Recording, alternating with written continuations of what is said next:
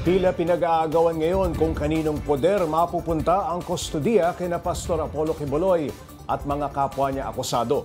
Meron kasi silang bailable at non-bailable cases sa magkabilang korte sa Pasig at Quezon City. Para bigyan ng mukha ang balita, may live report si Mobile Journal Kayla Makantan mula sa Camp Crame sa Quezon City.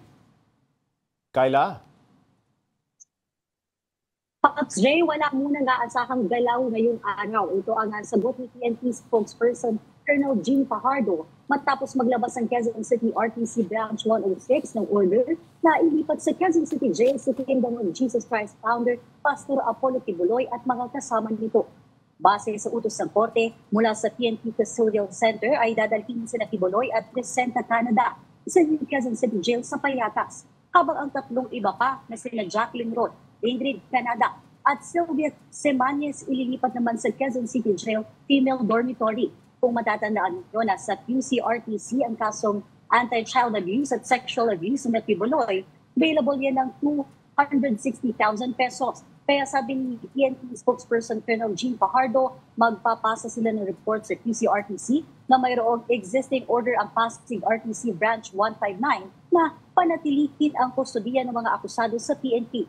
Nasa Pasig RTC naman kasi ang kasong qualified human trafficking ni Quiboloy na non-bailable. Sabi naman ng Bureau of Jail Management and Technology, handa sila sakaling mailipat na sa kanilang pasilidad si Quiboloy.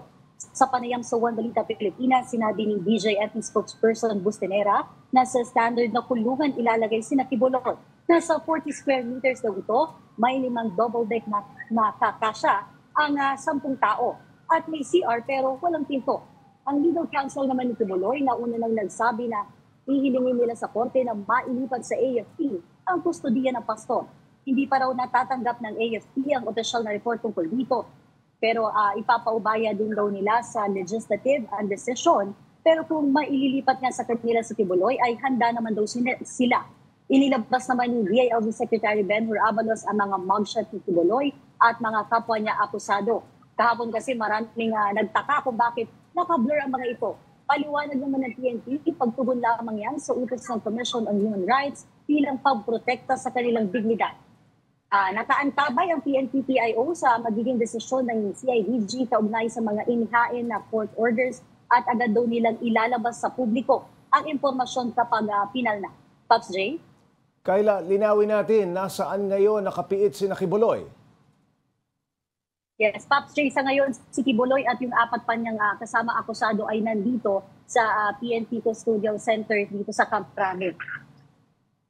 Alright, Kayla, anong inaalala ng PNP kung mailipat si Quiboloy sa Quezon City Jail? Yes, Pops J, yung una nilang pinaka-iniisip talaga ay yung seguridad, at yung pangalawa naman ay yung posibilidad na makapag-bail itong iba pang akusado kasi yung nasa Pasig kasi non-bailable. Yun daw kasi yung nangyari noon sa Davao kung saan unang nakasampa yung kaso nitong mga akusado at kung saan prior pa yun maibigay sa RTC.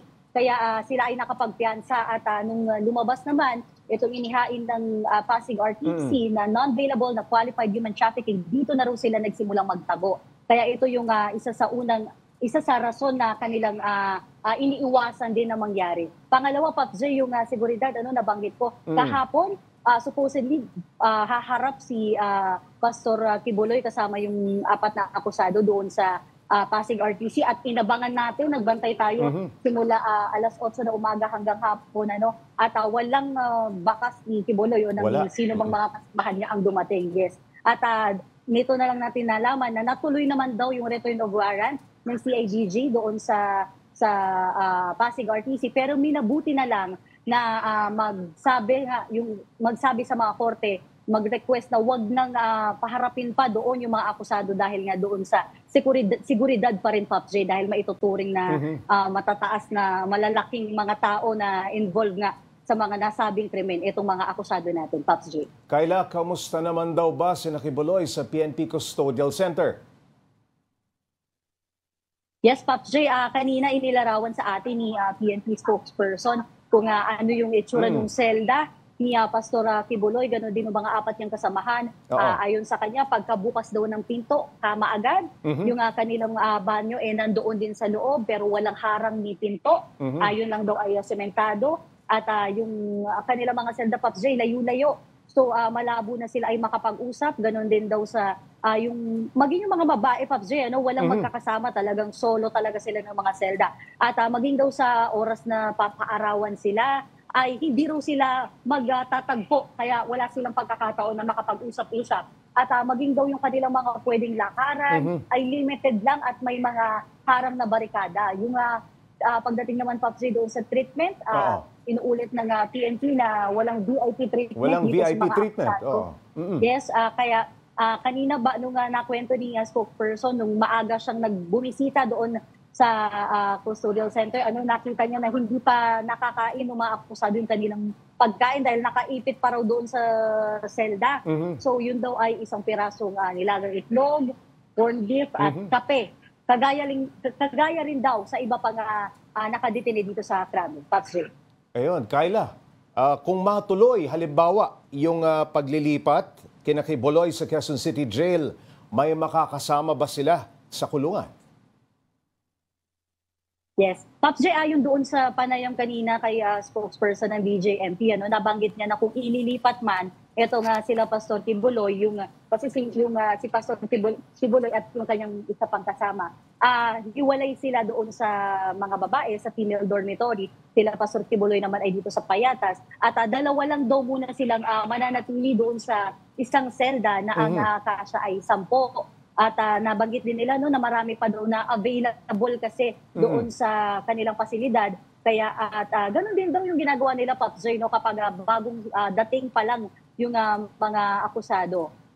Alright, maraming salamat, Mobile Journal Kyla Makantan.